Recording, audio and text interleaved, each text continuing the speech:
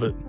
And then it all just came crashing down. To make a life change, I have to get my weight under control so I can spend more time with my wife and my daughter.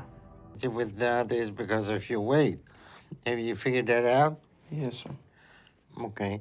That will help stop your health getting worse. So why do you think you're overweight like this?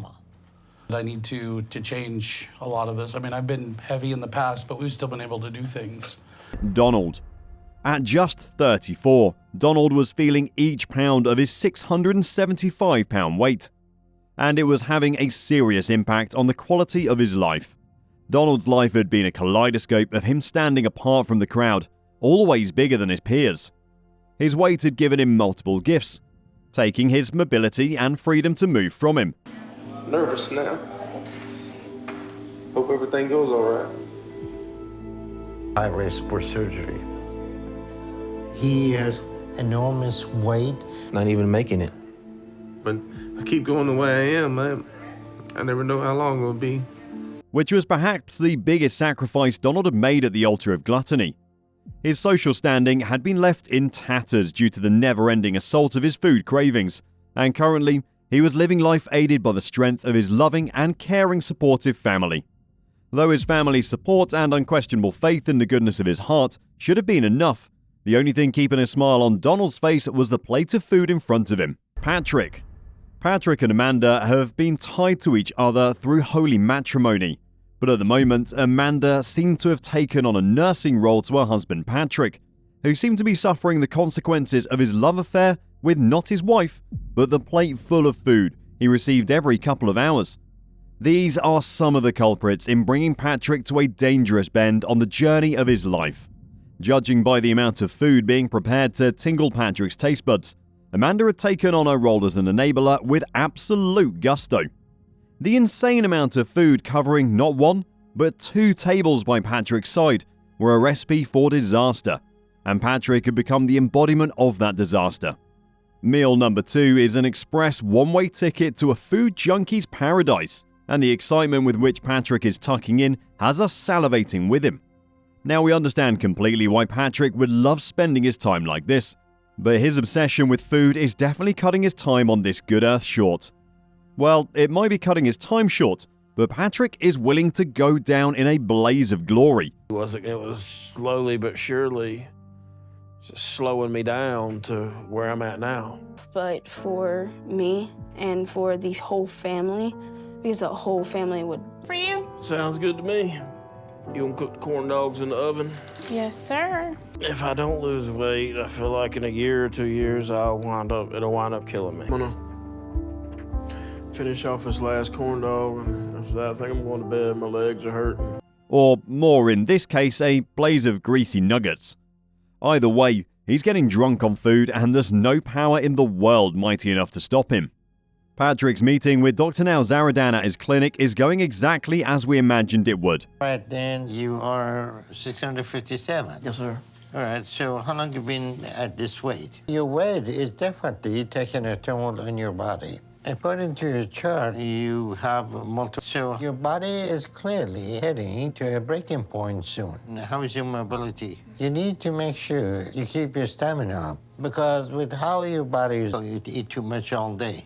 I probably snack all day, but it's usually one big meal a day. Candy, whatever's there, chips. You're diabetic and you eat candy? 42 and you've been diabetic for 5-6 years and you're eating candy. You remind me the guy came in And the third degree he's getting is doubtlessly brutal, even though it's getting delivered in Dr. Nal Zaradan's deceptively gentle tone.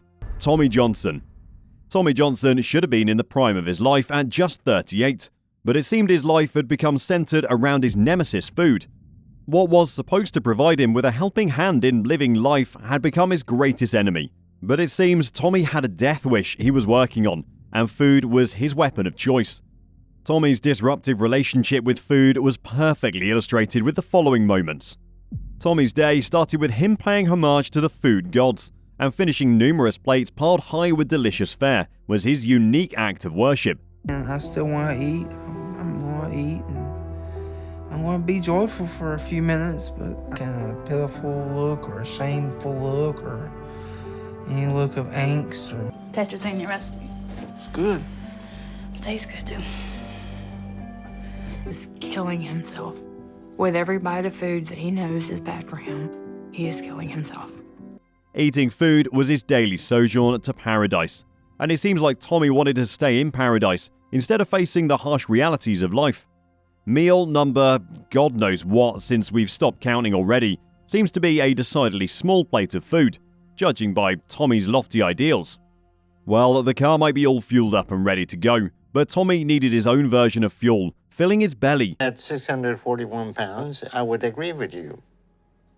So, you're 38 ability. My knees are deteriorating, my hips are deteriorating. It basically was, 6? Yes, sir. So it's been a long time since you've been functioning like you need. Yes, sir. So I see both of you have problems with your weight. So if you're living together and she's the one who fed her to overeat, so is that something you both realize? No, sir. And providing him with the false courage of taking on Dr. Nalzaradan, Mike McGuinness. Mike McGuinness was just 37 years old, but he had a whopping 700-pound body to lug around town.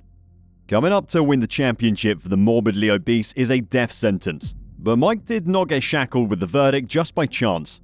It had been a step-by-step process, aided by an ungodly amount of food consumed with each meal, and Mike was caught in a trap, eating his way into an early grave. These are some of the meals he had munched his way through on his episode.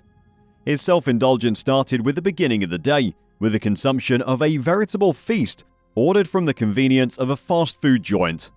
Judging by the tone of the operator taking his call, Mike enjoyed a special customer status at this fast food joint, which was willing to go to hell and beyond to retain the one customer to which these employees owed their annual vacations. What can I do for you? I got a pretty big order, so Okay, not a problem. the first one, I'm gonna get that one.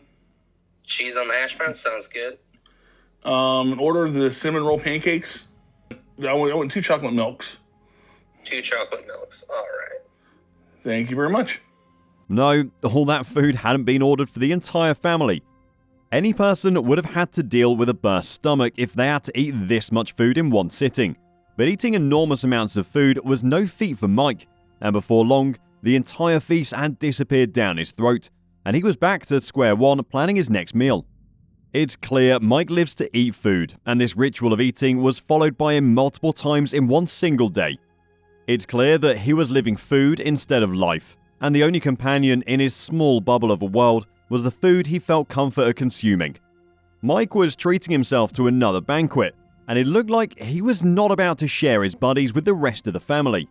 Sitting away from your family was a curious move, and we were left to wonder whether it was to protect their delicate sensibilities, or to give himself a little bit of cover as he indulged in his food fantasies without disturbance. It seems Mike was not done with his day of eating, and all he wanted was just a little pick-me-up on the way. Perfect, huh? Wait till you get to Dr. Nalzaradan's clinic, and then we'll see who's living the thug life. It was a long way to Dr. Nalzaradan's clinic, and Mike was making perfect use of the large amount of time on his hands by filling it with equally large quantities of meals. He was not willing to let a single opportunity of filling himself beyond capacity, and maybe this was his final way of saying adios to a long-trusted friend. That's a long trip. So, what brought you down here? The opportunity to get a better lifestyle. And you're 745 pounds, huh? Yes. You know what the idea? No. It's about 240. So, you got about 500 pounds extra weight and divorced, Yes. and you have children too? Yeah, 4 kids. So, how... Since I want to lose weight, so I can be a bigger part of their lives. Okay, all right. Well, that is a... No, I've been trying many years. Right, then you weren't doing the diet. So all that sounds like a lot of excuses. But for how? And then I started trying to lose weight. Okay. It's gonna take a lot to stop me.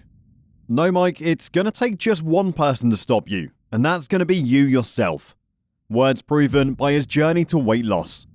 And it seems that Dr. Nalzaradan is in complete agreement with our assessment when Mike finally turned up for his appointment at the clinic. Chris Parsons. At 36, Chris Parsons was living his life in isolation, trapped in a bubble of his own making, with food aiding his journey on steroids to his early demise. Sure, your weight is challenging you from cooking the type of breakfast you want, but that's not stopping you, Chris. It seemed the only thing his weight was keeping Chris from was everything else in his life, except making his food. That was one labor of love he was going to find a way to complete, no matter how Herculean the task. Spaghetti sandwich? Chris was a chef after our own hearts. Who would have thought that combination could work? There's nothing wrong with having a new take on food, but when it's in this humongous amount, that's got to do a lot of harm to the human body. Chris was conducting a love affair with food he could no longer sustain, and there could only be one winner in this race to the finish line: food or Chris. Now I'm gonna relax for a minute. Okay. And then Okay, this is still. So Zoe, how do you feel about Daddy being doing that stuff again? We go to the water park. Spaghetti sandwich. Why am I acting like I don't know how to twirl this to eat it? Okay, it's big.